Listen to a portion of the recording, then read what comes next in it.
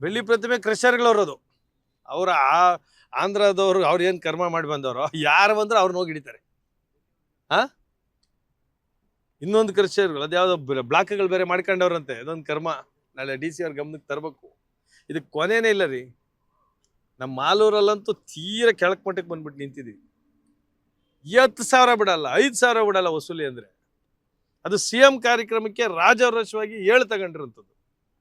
ನೀವೆಲ್ಲ ಹೋಗಿ ನಾನು ಹೇಳ್ತಾ ಇರೋದು ತಪ್ಪೇನಾರು ಇದ್ರೆ ನೀವೇ ಹೋಗಿ ತನಿಖೆ ಮಾಡೋದು ನಿಮ್ದೊಂದು ಅಂಗ, ಪತ್ತೇದಾರಿ ಮಾಡೋದಲ್ವಾ ನಿಮ್ಮ ರಿಪೋರ್ಟರ್ಸಲ್ಲಿ. ನೀವು ಕೇಳಿ, ಇದನ್ನ ತನಿಖೆ ಆಗ್ಬೇಕು. ಏನು ಈ ಮಟ್ಟಕ್ಕೆ CM ಬರ್ತಾರೆ ಅಂದರೆ 5-6 ಕೋಟಿ ಎಲ್ಲ ಕಡೆ ಕಿತ್ಕೊಂಬಂದ್ಬಿಡ ದುಡ್ಡೋಗಿ. ಸೇಟುಗಳು ರೀ, ಸೇಟುಗಳು ಅಸೋಸಿಯೇಷನ್ ಅವ್ರು ಕೊಡ್ಬೇಕು. ಅವ್ರ ರಾಜ್ಯೋತ್ಸವಕ್ಕೆ, ಇನ್ನೊಂದಕ್ಕೆ, ಗಣೇಶನಿಗೆ ಎಲ್ಲ ಕೊಡ್ತಾ ಇರ್ತಾರೆ. ಇದು ಬೇರೆ. ಇನ್ನು ಬರೋ ಚುನಾವಣೆಯಲ್ಲಿ 50,000 ಲೀಡ್ಗಿಂತ ಹೆಚ್ಚಾಗಿ ಗೆಲ್ಸಿ ಅಂತೇಳಿ ಎಲ್ಲ ಸಚಿವರು ಅವರು ಮಾಡಲಿ. 1 ಲಕ್ಷ ಲೀಡಲ್ಲೇ ಗೆಲ್ಲಿಸಿ ಅಂತ ಹೇಳಿ ಅಂದೇನು ಅವ್ರ ಪಕ್ಷ, ಅವ್ರ ಶಾಸಕರು ಹೇಳೋದು ಸಹಜ. ಈ ಥರ ವಸೂಲಿ ಮಾಡ್ಕೊಂಡಿರೋದಕ್ಕೂ ಸರ್ಟಿಫಿಕೇಟ್ ಕೊಡ್ತಾರಲ್ಲ, ಆದರ್ಶ ಅದು, ಆದರ್ಶ ಇದು ಅಂತ.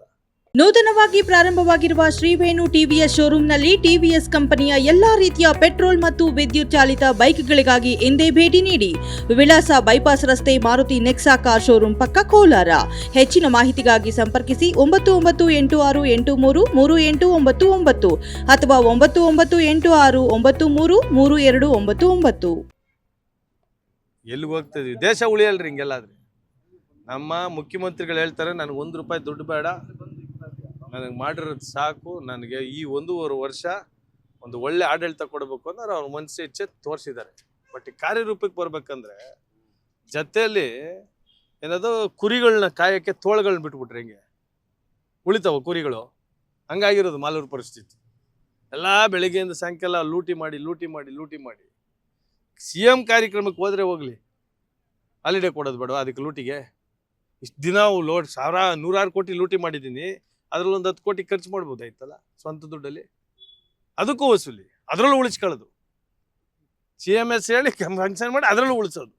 ಇದಕ್ಕೆ ಸರ್ಟಿಫಿಕೇಟ್. ಅಯ್ಯೋಯ್ಯಪ್ಪ, ಆ ಮಂತ್ರಿಗಳಿಗೆ ಅದೇನು ಬುದ್ಧಿ ಆಯ್ತೋ ಗೆದ್ದೆ ಆಯ್ತೋ, ಬಂದವರೆಲ್ಲ ಇಂಥ ನಾನು ನೋಡೇ ಇಲ್ಲ, ಇಂಥ ನಾನು ಹುಟ್ಟೇ ಇಲ್ಲ ಅಂತ, ಇಂಥವ್ರು ಹುಟ್ಟೇ ಇಲ್ಲಂತೆ, ಇಂಥವ್ರು ನೋಡೇ ಇಲ್ಲಂತೆ. ಏನಿದೆ?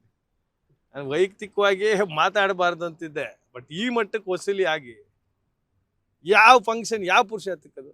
CM ಅವ್ರು ಬಂದರು, ನಾವೆಲ್ಲ ಇವರೆಲ್ಲ ಬಂದು ಹೇಳ್ಬೇಕು ಅಂತಿದ್ವಿ.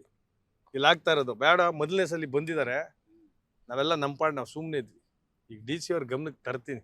ಇದು ಮಾಡಿದ್ರಲ್ಲ ಶಂಕುಸ್ಥಾಪನೆ. ಅಯ್ಯಪ್ಪ ವಿರೋಧ ಪಕ್ಷದವರು ಯಾವ್ದಾದ್ರು ಒಂದು ತೋರಿಸ್ಲಿ ನೋಡೋಣ. ಇದುವರೆಗೂ ನಾನು ನೋಡ್ದಂಗೆ ಕಲ್ಲುಗಳು ಜಾಸ್ತಿ ಕಲ್ಲುಗಳವೆ ರೀ. ಅಲ್ರಿ, ಹೊಸಕೋಟೆಯಿಂದ ಮಾಲೂರ್ಗಾಗಿರೋ ರೋಡು, ಸರ್ಜಾಪುರಿಂದ ಹೊಸೂರ್ಗಾಗಿರೋ ರೋಡು. ಕ್ರೆಡಿಟ್ ಯಾರಿಗೆ ಕೊಡ್ಬೇಕು ನಾವು? ಜಾರಕಿಹೊಳಿ ಅವ್ರಿಗೆ ಕೊಡ್ಬೇಕು. PWD ಮಿನಿಸ್ಟ್ರು ಸರ್ಕಾರ ಮಾಡಿದೆ, ನಾವು ಒಪ್ಕೋತೀವಿ. ಅದು ಕ್ವಾಲಿಟಿ ಏನಾಗಿದೆ ಅಲ್ಲಿ? ನಾನು ಅದನ್ನು ದೀಪಾಗಿ ಹೋದ್ರೆ ಯಾರಿಗೆ ಅನುಕೂಲ ಆಗಿದೆ?